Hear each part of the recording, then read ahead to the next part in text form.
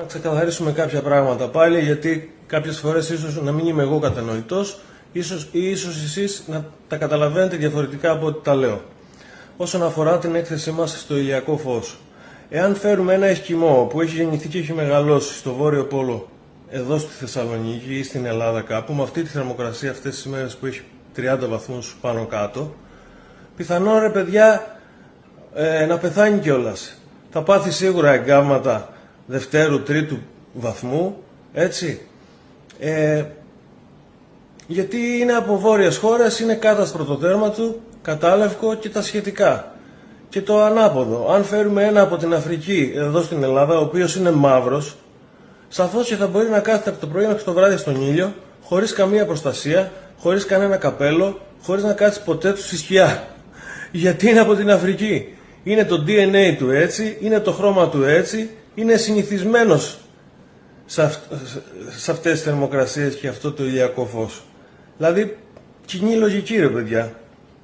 Έτσι, το ότι λέω εγώ στο βίντεο μου, το ότι κάθομαι 20 λεπτά στον ήλιο, δεν σημαίνει ότι μπορεί και κάποιος με λευκό δέρμα να το κάνει το ίδιο. Αυτοί που δεν έχουν κάτσει ποτέ στον ήλιο, και ας είναι από την Ελλάδα και κατά κόρον αυτοί που έχουν λευκό δέρμα, θα πρέπει να εκτεθούν στον ήλιο σταδιακά.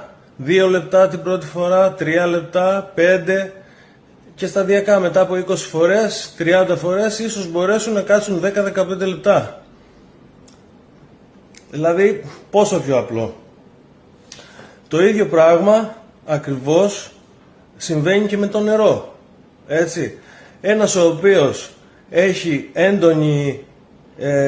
έντονη δραστηριότητα μέσα στην ημέρα του, δουλεύει 10-12 ώρες όπως εγώ, γυμνάζεται κιόλας και τώρα το καλοκαίρι, έτσι, προφανώς έχει άλλες απαιτήσεις σε νερό από κάποιον άνθρωπο που κάνει καθιστική ζωή, δεν έχει τόση δραστηριότητα, σαφώς.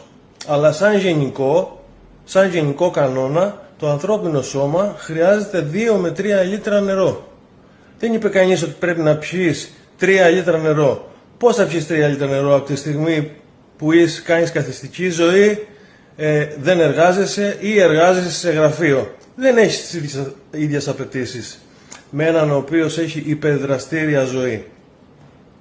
Έτσι, γι' αυτό φωνάζω σύμφωνα με το προφίλ του καθενός, τη ζωή του και τα σχετικά.